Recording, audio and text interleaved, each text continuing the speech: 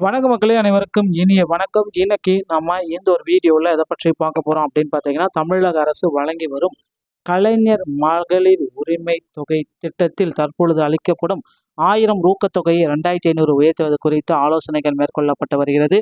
திட்டத்தின் கீழ் பயன்பெற புதிய விண்ணப்பதாரர்களுக்கு வாய்ப்பு வழங்குவது குறித்தும், தகுதியுள்ள நபர்களை தேர்ந்தெடுப்பதால் அரசுக்கு ஏற்படும் கூடுதல் நிதிச்சுமை குறித்தும் அதிகாரிகள் தீவிரமாக கணக்கிடப்பட்டு வருகின்றனர். குறிப்பாக 60 வயதிற்கு மேற்பட்ட பயனாளிகளை முதியோர் ஓய்வு திட்டத்திற்கு மாற்றுவது மற்றும் தற்போது நிதிநிலையை சமாளிப்பது தொடர்பாக முதலமைச்சர் தலைமையில் ஆலோசனை கூட்டங்கள் நடைபெற உள்ளது. இந்த ஆய்வுகளுக்கு பிறகு தேர்தல் வாக்குறுதிகளில் அளிக்கப்பட்ட நிதி உதவி குறித்து புதிய பயனாளிகள் சேர்க்கை குறித்து அதிகாரப்பூர்வ அறிவிப்புகள் விரைவில் வெளியாகும் என எதிர்பார்க்கப்படுகிறது. தமிழக பெண்களிடையே மிகுந்த எதிர்பார்ப்பை ஏற்படுத்தியுள்ள இந்த திட்டம் அரசின் நிதி மேலாண்மை மற்றும் தகுதி அளவுகோலை பொறுத்தே அடுத்த கட்டத்திற்கு நகர உள்ளது. இவ்வாறு மகளிர் உரிமை தொகையை உயர்த்துவதற்கான சாத்தியக்கூறுகள் மற்றும் நடைமுறை சிக்கலை பற்றி தான் இந்த ஒரு வீடியோவில் நம்ம பார்க்கறோங்க. மக்களை, நீங்கள் நம்முடைய சேனலை முதல் முறையாக பார்க்குறீங்க அப்படின்னா மறக்காம சப்ஸ்கிரைப் பட்டன்ல கிளிக் பண்ணி வச்சுக்கோங்க. வாங்க வீடியோக்குள்ள போகலாம். மகளிர் உரிமை தொகை திட்டம் தற்பொழுது இருக்கிற தகுதி வரம்புகள், புதிய அறிவிப்புகள் எப்பொழுது வரும்?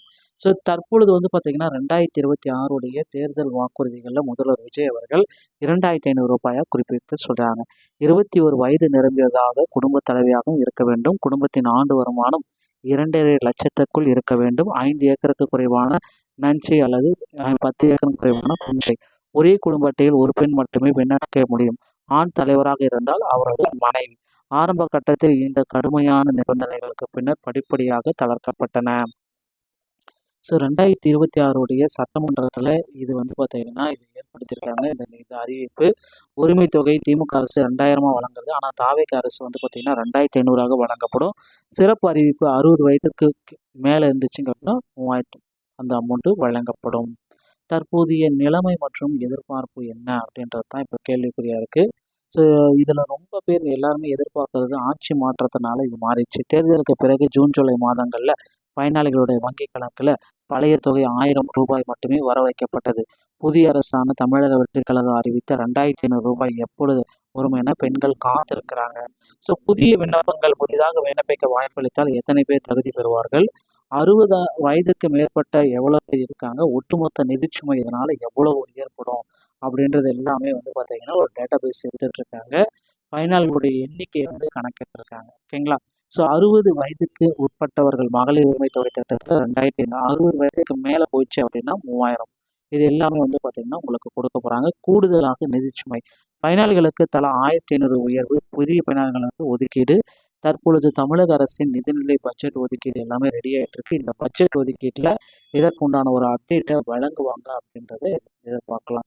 ஸோ ஒட்டுமொத்தமாக இந்த வியூகம் நிதிச்சுமையை சமன்படுத்தணும். 2500 உயர்த்தணும், புதிய விண்ணப்பங்களை சேர்த்தணும், செலவுங்களை குறைக்கணும், 60 வயதுடைய முதியோர்களுக்கு ஓய்வூதிய திட்டத்திற்கு அவங்கள மாற்றணும். ஸோ அடுத்த கட்டம் என்ன? இறுதி முடிவு எப்பொழுது கிடைக்கும்? தரவுகள் எல்லாமே சேகரிச்சிருக்காங்க. புதிய விண்ணப்பங்கள் மற்றும் 60 வயதுக்கு மேலே இருக்கிற அப்டேட் எல்லாமே எடுத்துட்டு இருக்காங்க. நிதிச்சுமை கணக்கீடு பண்ணுறாங்க. முதலமைச்சர் கூட ஆலோசனை, பட்ஜெட் இதற்காக ஒதுக்கீடு செய்ய போகிறாங்க. ஸோ சுருக்கமாக சொல்லணும்னா அந்த 2500 எப்போ உங்கள் அக்கௌண்ட்டுக்கு வந்துடும்? அதுதான் இப்போ கேள்விக்குறியாக இருக்குது. இப்போ உடனடியாக வரத்துக்கு வாய்ப்பு இருக்கா அப்படின்னா கொஞ்சம் கம்மியாக தான் இருக்குது. கணக்கீடுகள் மட்டுமே அரசு எடுத்துகிட்டு இருக்காங்க. அரசுக்கு ஏற்படும் கூடுதல் செலவுகள் மற்றும் புதிய விண்ணப்பங்கள் சாத்தியக்கூறுகள் குறித்து தற்பொழுது பரிசீலனை செய்யப்பட்டு வருகிறது.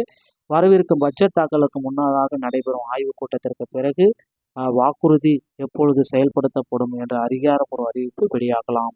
நண்பர்களே, இந்த தகவல்கள் உங்களுக்கு பிடிச்சிருந்தால் நீங்கள் நம்முடைய சேனலோட இணைந்திருங்கள். மீண்டும் ஒரு நல்ல தகவலோடு நான் உங்களை சந்திக்கிறேன். நன்றி, வணக்கம்.